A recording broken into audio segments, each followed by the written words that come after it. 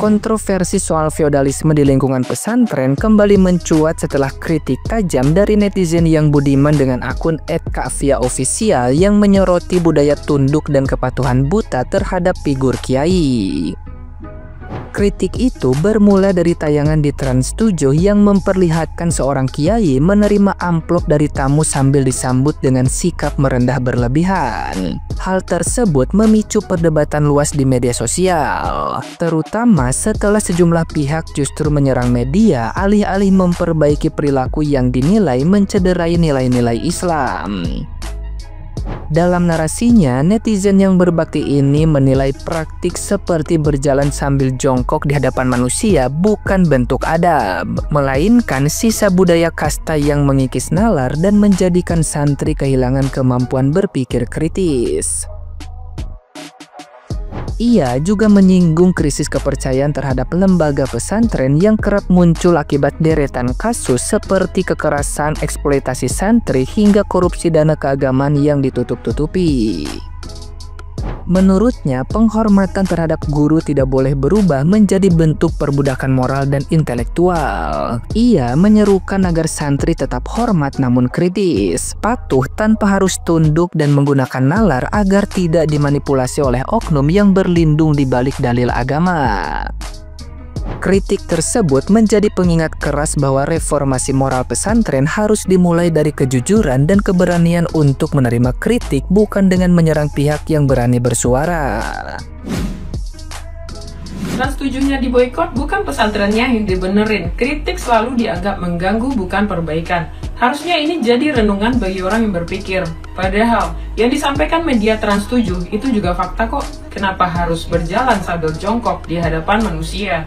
Nanti dibungkus dengan kalimat adab lebih tinggi dari ilmu. Padahal ilmu juga penting untuk melaksanakan adab dengan benar. Padahal orang yang jelas berilmu harusnya paham memperlakukan seseorang seharusnya. Bukan malah bangga ketika ada orang yang merendahkan diri di hadapannya. Baik orang itu murid atau ilmunya masih rendah. Sekali lagi, beragamalah tapi jangan bodoh. Tetap gunakan akal dan logika kita. Dan kalau informasi yang disampaikan itu nggak benar, ya nggak usah baper, marah, sakit hati, koreksi kalau benar. Kan memang di videonya ada kiai yang menerima amplop, dan yang memberi amplop malah nunduk-nunduk. Semua orang yang melihat akan beranggapan itu pesantren yang feodal, meskipun nggak semua ya. Saat ini memang pesantren diambang ketidakpercayaan publik. Banyak kasus-kasus yang ada di pesantren yang kadang ditutup-tutupi. Kasus yang dilakukan kiai, kasus dana haji yang dikorupsi, eksploitasi tenaga santri seperti yang kemarin viral, dan memang banyak santri yang jadi tenaga kerja gratis, dan belum lagi eksploitasi psikologi yang dibungkus pendidikan akhlak. Kiai yang nikahi santri dengan alasan barokah. Kenapa kalian nggak speak up dan marah pada oknum yang banyak seperti itu? Kenapa justru marah ketika media memberitakan dan mulai menyoroti? Nggak usah pakai kalimat kami orang Islam, sementara yang terlihat di video itu sama sekali bukan ajaran Islam. Ajaran berjalan jongkok atas nama adab itu adalah ajaran dari orang-orang musyrik yang punya kasta zaman dulunya. Jadi stop mengatasnamakan Islam. Nabi yang mulia dan dimuliakan itu nggak pernah kayak gitu. Orang-orang yang jenius, berilmu, mustahil menyuruh orang dan membiarkan orang jalan membungkuk di hadapannya. Jadi stop sistem hierarki yang terbangun karena penghormatan karismatik. Gue bicara ini sebagai anak pesantren, karena pesantren gue nggak begitu. Dan ingat, pesantren ini tetap baik di mata masyarakat, karena nilai agama bukan sistem yang dibuat-buat. Jadi jangan letakkan lagi nilai patuh tanpa bertanya dianggap mulia, tapi ketika santri itu kritis dianggap kurang adab. Makanya lahir santri yang loss of critical thinking, takut beda pendapat, sulit berinovasi, dan mudah dimanipulasi yang berkuasa. Jadi santri manapun yang mendengar ini, beragamalah dengan logika dan nalar yang tepat, sehingga nggak ada lagi perbudakan fisik, ideologi, dan kognitif. Jangan sampai pola pikir kalian dikontrol lewat nilai-nilai yang kelihatannya suci. Tetap hormat tapi nggak tunduk, tetap patuh, taat, tapi jangan mau diperintah jika tidak sesuai nalar dan logika lagi. Sehingga penjahat berkedok agama pakai dalil agama nggak dapat lagi memanipulasi kalian. Dan gue tahu, jadi kiai, ustadz yang benar-benar menegakkan ilmu agama itu nggak mudah. Perbaiki saja, jangan baper. Kritik tanda peduli. Nah, gimana nih menurut netizen yang terhormat? Silahkan berkomentar ya. malaikat menyampaikan wahyu, maka Trans 7 menyampaikan fakta. Anjay, dikritik kok malah nggak terima, kocak. Duitnya dikorupsi? Diam. Rumah roboh karena dikorupsi? Diam. Ada yang dibully? Diam. Digosipin di TV? Demo. Oh, jadi gini logikanya. Mau ngeritik film jelek, makanya harus pernah bikin film dulu. Mau ngeritik presiden, makanya harus pernah jadi presiden dulu. Mau ngeritik permainan timnas, makanya harus pernah jadi pemain timnas dulu. Jadi, Coach Justin nggak boleh ngeritik ya. Suruh main di timnas dulu. Iya bener banget, yang bilang nguli ke santri itu dia nggak pernah mondok. Sama kayak orang yang suka bilang goblok ke penjual es teh, dia nggak pernah mondok tuh pasti.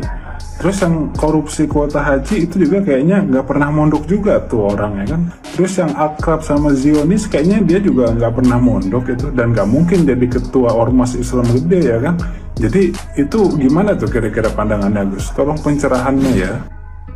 Rame banget tagar boykot Trans 7, hujatan, kecaman, dan demo. Sedangkan saat banyaknya kasus-kasus yang terjadi seperti santri-santrinya di Ponpes, mereka diam dan mereka senyap. Bahkan kadernya sendiri pun terjerat kasus korupsi dana haji, tetapi mereka diam, mereka tutup mata, bahkan mereka tidak heboh. Giliran tradisi atau kebiasaan mereka dikritik sampai segini hebohnya. Bilang kalau itu merecehkan kiai lah. Lalu bagaimana dengan santri-santri yang banyak oleh oknum-oknum di Ponpes? Kenapa diam? Kenapa tidak heboh? Kenapa tidak diboikot? Kenapa tidak didemo? Di sini gue hanya menyampaikan apa adanya fakta yang terjadi. Padahal ada hal-hal yang harusnya bisa dievaluasi, dibenahi daripada anti kritik. Salut dah gue sama yang ngeboikot stasiun TV. Gimana nggak salut coba, dikasih fakta seterang itu, malah stasiun TV-nya yang mecat karyawannya, udah gitu di demo lagi. Menurut gue itu keren banget sih. Terus juga yang soal Ponpes ambruk, yang korupsi kuota haji atau melakukan hal-hal yang dilarang agama dan norma sosial yang dilakukan di lingkungan Ponpesnya itu sendiri, ya jangan terlalu dibesar-besarkan juga lah. Wong Lio ngerti opo, makanya tahu biar mondok. Fakta menyampaikan Trans 7, Dewan Tahun Mondok.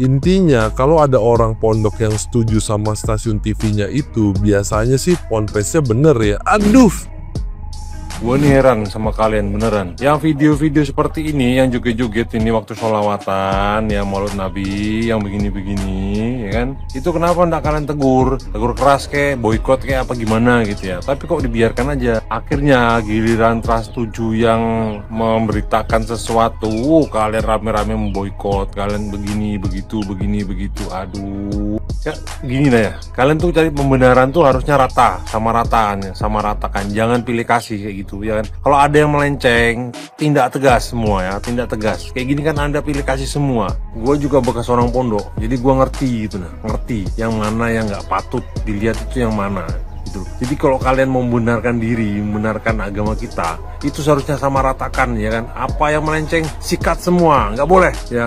Jadi jangan pilih kasih. Dan di sini saya nggak membenarkan Trans 7 ya, jelas. wah ini yang lagi viral nih guys. Kalian setuju nggak nih gerakan boykot Trans 7 karena dianggap lecehkan ulama sepuh Lirboyo? Wah kata gue sih ini tim kreatif Trans 7 dan juga director dan juga mereka yang terlibat ini harus dicari, harus dituntut. Mana part 2-nya? Mana part 2-nya? Jangan berhenti di sini aja. Setuju nggak? Kalau kata gue sih ngapain diboykot? Kalau yang dibilang sama Trans 7 bener kok. Faktanya emang seterang itu kok. Kenapa kalian nggak terima? Mulai terganggu, mulai tergoncang-goncang tuh bisnis Ponpes. Iya, kan enak bisnis Ponpes, pemiliknya punya Mercy, santrinya jadi kuli, nggak? Nanti kalau udah ambruk kesalahan konstruksi tinggal bilang takdir beres, ya nggak? Bener nggak? Kalau semua yang diliput Trans 7 itu salah, lah Trans 7 dapat gambar santri jongkok, terus cium tangan bolak-balik, ustadz turun dari Alphard, itu dapat gambar dari mana? Berarti bukan itu kan masalahnya. Aku mau komen tapi kok ya bahaya, tapi kok ganjel. Ini video agak panjang guys, dengerin ya guys ya. Jadi sebenarnya kasus ini kejelasannya gimana? Ini hanya masalah framing aja. Berarti masalah di pembawaannya aja yang terkesan mengejek gitu. Aku masih bingung sebenarnya permasalahannya di mana. Atau emang sebenarnya itu fakta, tapi santri itu emosi dengan pembawaannya aja yang kayak seolah-olah pesantren itu nyembah kiai gitu. Kalau menurutku daripada framing-framing mending dijelasin habit di pesantren itu seperti apa, menghormati kiai itu seperti apa, kenapa harus jongkok-jongkok, terus kenapa sama kiai itu sebegitunya gitu, dijelasin. Jangan langsung, woi itu framing, itu sama aja jelekin kiai, ayo kroyok, kan jadi kriminal, jadi menyalahi aturan agama Anda. Apalagi bilang, nggak pesantren ya gitu kalau nggak pernah pesantren.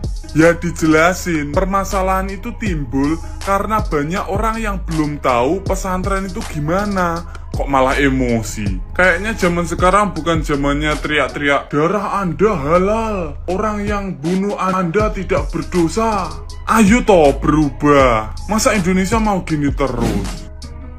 Di negeri ini setiap kali ada yang berani mengkritik tokoh agama, tokoh adat, atau hal-hal yang katanya tradisi, ujung-ujungnya pasti dibilang kurang ajar,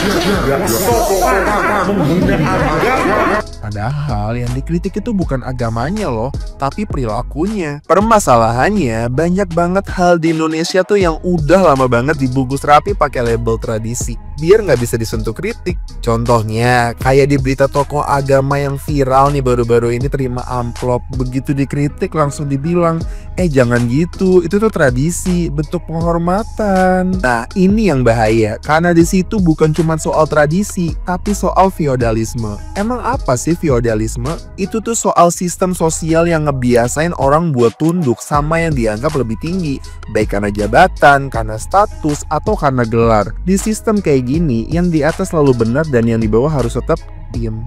Kita pikir kalau nurut, cium tangan, kasih amplop, tunduk tanpa nanya, itu tanda hormat. Padahal seringkali itu cuma bentuk lain dari relasi kuasa yang gak sehat. Bikin orang yang punya posisi dihormatin bukan karena otaknya, tapi karena statusnya. Padahal ya, di boarding school kayak pesantren tuh banyak banget tradisi yang baik dan bermanfaat. Iya benar, tapi nggak semuanya tuh sakral ya. Ada yang beneran ngajar sopan santun, tapi ada juga yang cuma melanggengkan ketimbangan. Dan kalau kita nggak bisa bedain mana yang luhur dan mana yang nyeleneh, ya kita bakal terus stuck di situ-situ aja. Kita tuh ya udah terlalu lama ngelindungin hal-hal yang seharusnya bisa dibahas terbuka. Feodalisme dibungkus agama, dibalut budaya, dikasih pita norma dan sopan santun. Akhirnya yang salah jadi aman, yang ngomong malah dibungkam. Dan kalau setiap kritik dianggap penghinaan, kapan kita bisa majunya? Bangsa yang besar bukan yang paling sopan diam-diam, tapi yang paling berani ngomong jujur meski harus nyenggol tradisi.